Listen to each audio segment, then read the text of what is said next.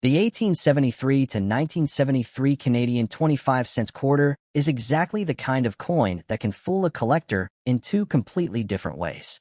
Some people see it and think it must be valuable because it looks commemorative and historic. Other people see it so often that they assume it is too common to matter. And both mistakes can cost you. This is the first coin in your 3-coin video, so there is no short hook here. Instead, this coin opens the story the right way, with a quarter that looks familiar, feels special, and still hides enough detail to make collectors slow down. At first glance, the coin already stands out. This is the famous 1873 to 1973 RCMP Centennial Canadian Quarter, issued to mark the 100th anniversary of the Royal Canadian Mounted Police. Instead of the regular caribou reverse, the coin shows a mounted constable holding a lance, a design most collectors instantly recognize. On the obverse is Queen Elizabeth II. The coin was struck in nickel, weighs about 5.05 to 5.07 grams, measures 23.88 millimeters, and has a reeded edge. Public references list the circulation mintage at roughly 135,958,589 pieces, which tells you immediately that this was not a tiny issue. And that is where the trap begins. Because a normal 1873 to 1973 quarter is not automatically a $17,000 coin. Most examples are common, and large quantities were saved by the public from the very beginning. So if anyone starts throwing out 4-figure or 5-figure claims, something has to be different. Something has to separate that coin from the ordinary examples that live in albums, drawers, and coin jars all over Canada and beyond. That something different is why this coin matters. Because the 1973 RCMP quarter has one of the most talked about variety stories in modern Canadian coin collecting, the small bust and large bust obverse varieties. Most of these quarters were struck with the small bust, but a much scarcer large bust version exists, and that is the one that gets collectors excited. PCGS notes that virtually all 1973 RCMP Centennial quarters were struck with the smaller bust, and explains that the large bust can be identified by clear portrait differences, including the overall size of the Queen's portrait and the bead count around the obverse. That means this coin is dangerous for one very simple reason. Most people check the reverse. So if you have one of these quarters, do not just admire the mounted constable and move on. Turn it over and study the Queen's portrait carefully. The size of the bust matters. The spacing matters. The beading around the rim matters. On the rarer large bust, the portrait appears noticeably larger, and PCGS notes that the bead count changes from 132 beads on the large bust to 120 on the small bust, with the small bust beads set slightly farther from the rim. That sounds like a tiny detail, but in coin collecting, tiny details are exactly where the real money stories begin. Now let's talk about how this helps your search. Start with the obverse, not the reverse. That already makes this first coin feel different from the usual look at the cool commemorative design approach. Study the Queen's portrait with magnification. Compare how large the bust appears in relation to the surrounding lettering. Look closely at the beads near the rim. If the portrait feels larger and more crowded, that is when you slow down and compare it with verified small bust examples. Then move to the date and legends. Look at 1873-1973, Elizabeth II D.G. Regina, and the surrounding details. Search for doubling, unusual thickness, raised lines, or distortions that seem part of the strike. Some listings and collector discussions show people chasing double date or re-engraved looking pieces, but the real challenge is separating true mint-made abnormalities from wear, damage, or wishful thinking. Now flip to the reverse. Yes, the mounted constable is what makes the coin famous, but that does not mean it is the best place to begin. At this stage, the reverse becomes your confirmation zone. Look at the horse, the lance, the rider, and the lettering Canada 25 cents 1873-1973. Check whether parts of the design look unusually weak, oddly doubled, or raised in a way that suggests something happened during striking rather than after circulation. Then check the edge and weight. A normal example should weigh just over 5 grams, and modern references place it around 5.05 to 5.07 grams.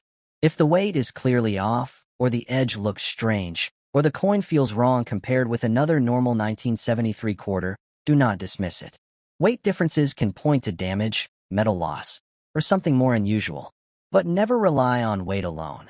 Compare weight with color, diameter, thickness, and overall appearance. And here is another mistake that ruins promising coins every year. Do not clean it. Do not polish it. Do not rub it. Do not try to make the details pop. If the coin has a scarce variety, an unusual surface, or any mint-made abnormality, cleaning can destroy the exact originality collectors want to see. So if your 1873 to 1973 quarter looks different, treat it like evidence. Photograph it clearly. Record the weight. Compare the bust carefully. Count the beads if needed. And most importantly, do not let the commemorative design distract you from the real clue. Because this first coin teaches the perfect opening lesson for your video. Sometimes the most famous part of the coin is not where the real story is hiding. And that is exactly why the second coin in this video gets even trickier, because that one may hide its best clue in a place most people never think to compare twice. This tiny Canadian dime could be the one almost nobody notices. The 1969 Canadian 10-cent coin is dangerous in a very different way from the first coin. That 1873 to 1973 quarter tricked people because the reverse looked special and historical. This coin does the opposite. It looks small, plain, almost forgettable. It does not arrive with a big commemorative design. It does not demand attention. It hides in plain sight, and that is exactly what makes it so risky to ignore. This is the second coin in your 3-coin video, and it belongs here because it teaches a different lesson. Sometimes the most important coin is not the one that looks impressive. Sometimes it is the one that looks too ordinary to check. At first glance, the 1969 Canadian dime seems simple. On the obverse is Queen Elizabeth II, and on the reverse is the famous Bluenose schooner design. It was struck in nickel, weighs about 2.07 grams, measures 18.03 millimeters, and has a reeded edge. That sounds straightforward enough. But the moment collectors hear 1969, the mood changes. That is because this date is known for one of the best-known modern Canadian dime varieties, the large date. Public references note that fewer than 20 examples of the 1969 large date variety are believed to exist, which immediately changes the conversation from common old dime to serious collector target. And that is where people make the biggest mistake. They hear that a rare 1969 dime exists, and they assume every 1969 dime must be valuable. That is not how it works. A normal 1969 dime is not automatically a $23,600 coin. The big money story is tied to the rare large date variety and to condition. Even the broad public summaries that discuss this date make that clear. The ordinary examples are common, while the rare variety is the one collectors chase aggressively. High-grade large date pieces have been described as selling in the $15,000 to $30,000 range, while the normal date is a completely different story. That makes this coin far more dangerous, not less. Because now the real question is not, do I have a 1969 Canadian dime? The real question is, do I have the 1969 Canadian dime almost everyone misses? So if you have one, start with the date. Not the ship, not the queen, the date. This is one of those rare cases where one small section of the coin matters more than the whole rest of the design. Study the 1969 carefully. The large date variety is exactly what made this year famous, so your eyes need to slow down here. Look at the size and spacing of the digits. Compare the date to verified examples if you can. A collector who knows what to compare is playing a completely different game from someone who is just staring and hoping. And that is what makes this coin so brutal. Because it is not enough to see a 1969 dime. You have to compare it. That is where most people fail. Now move to the obverse and inspect Queen Elizabeth II's portrait, the surrounding legends, and the rim beads. Look for any strange thickness, distortion, doubling, or raised anomalies that seem built into the strike. This is not the main famous story of the coin, but it still matters. A coin can carry one known variety and still show other clues that make it worth a closer look. Then flip it over and check the Bluenose reverse. The ship design is so familiar that many people glance at it and move on. Do not do that. Look at the sails, the masts, the lettering, and the open fields around the design. If one area seems unusually weak while another remains sharp, or if you see odd raised lines, cracks, or distortions, stop and examine them. A dramatic-looking surface mark is not always a mint-made error, but it is never smart to dismiss something before checking properly. And then do the smartest thing most casual searchers never do. Weigh it. A normal nickel 1969 Canadian dime should be around 2.07 grams. That is your baseline. If the coin weighs more or less than it should, do not ignore that. A weight difference can point to wear, damage, or something more unusual. Weight alone does not prove rarity, but when weight, appearance, and date details all start telling the same story, that is when a coin becomes truly interesting. This is also where people ruin good coins by doing something impatient. They clean them. Do not clean it. Do not polish it. Do not rub the surfaces trying to bring out the details. If your 1969 dime has a rare variety or an important surface clue, cleaning can destroy exactly what made it worth checking. So if you find one that looks promising, hold it by the edge, photograph it clearly, record the weight, and most importantly, compare the date carefully with trusted examples of the normal and large date varieties. Because this coin teaches a completely different lesson from the first one. The first coin warned you that a famous commemorative design could distract you from the real clue. But the 1969 Canadian dime warns you about something even worse. Sometimes the coin that looks too small and too ordinary is the one carrying the detail collectors would fight to find. And trust me, the third coin in this video changes the mood again, because that one won't just test your eyes, it may test your assumptions from the very first second you see it. This tiny Canadian nickel could be hiding a much bigger story. The 1985 Canadian 5-cent coin is the perfect way to end this three-coin set, because it plays a completely different game from the first two coins. The 1873 to 1973 quarter looked special from the start. The 1969 dime looked small and innocent, but hid a famous date secret. But the 1985 nickel does something even more dangerous. It looks so ordinary, so modern, and so easy to ignore that most people would never imagine stopping for it. And that is exactly why it belongs in the third spot. Because the last coin in a set should leave viewers with the strongest lesson of all. Sometimes the coin that looks least important is the one that punishes carelessness the hardest. At first glance, the 1985 Canadian 5-cent coin feels simple. On the obverse is Queen Elizabeth II, and on the reverse is the familiar beaver on a rock, one of the most iconic designs in Canadian coinage. By 1985, the composition had already changed from pure nickel to copper nickel, so this coin weighs about 4.6 grams, measures roughly 21.2 millimeters, and has a plain edge. NGC lists the circulation mintage for 1985 at 126,618,000 pieces, which tells you right away that this was not a tiny release. ngccoin.com. That is where the trap begins. Because when a coin has a huge mintage and a very familiar design, most people make one of two mistakes.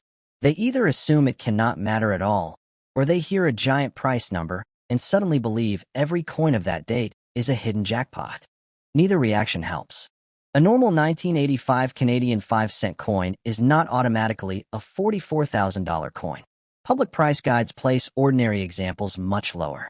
Coins in Canada, for example, shows regular mint state values that rise into the hundreds only at the very top levels, with one listed business strike price reaching around $298 in MS66, while normal lower grades are much cheaper. In other words, if someone is talking about tens of thousands of dollars, the coin would need something extraordinary going on, an elite condition rarity, a major error, or another highly unusual, authenticated characteristic. Coinsincanada.com. And that is what makes this coin dangerous. Not because the average 1985 nickel is famous, not because the design screams rarity, but because it gives the illusion that there is nothing worth checking. Start with suspicion. Take the coin and look at the date first. Not because 1985 is known for one single legendary variety the way 1969 is for the Canadian dime, but because modern coins often betray their best clues in the details most people never inspect carefully. Study the 1, the 9, the 8, and the 5. Check whether the numbers look normal in thickness and spacing. Search for odd notching, unusual doubling, or any shape that looks inconsistent with the rest of the strike. Then move to the obverse portrait. Look at the Queen's profile, the surrounding legends, and the spacing near the rim. If any letters look unusually thick, oddly formed, doubled, or weak in ways that do not match the rest of the coin, slow down.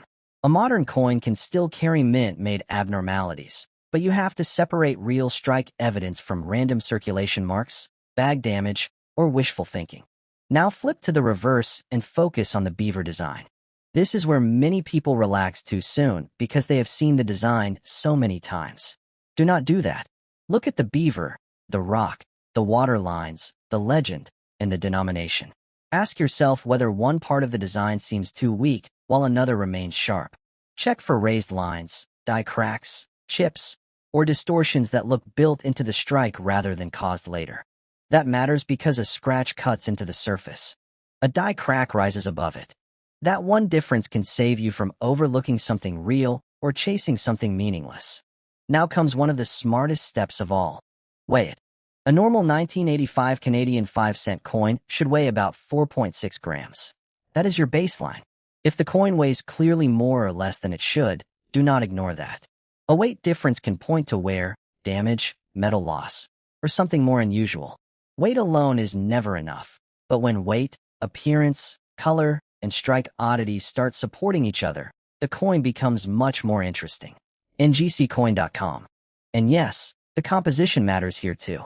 Coins in Canada notes that the 5-cent piece had switched composition in 1982, moving away from pure nickel, which means comparing the feel, weight, and appearance of a suspect coin against the expected copper-nickel standard becomes even more important.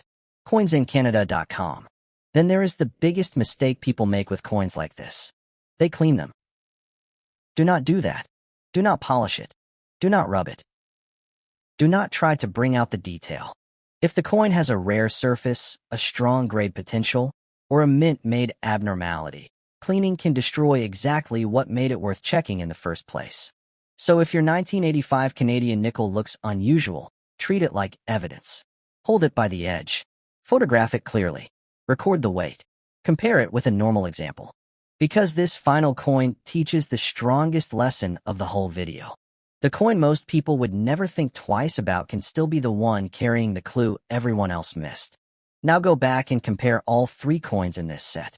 Check the date, the portrait, the reverse details, and the weight. And before you spend another small Canadian coin, ask yourself one question. What if the coin you almost ignored is the one collectors would never want to lose?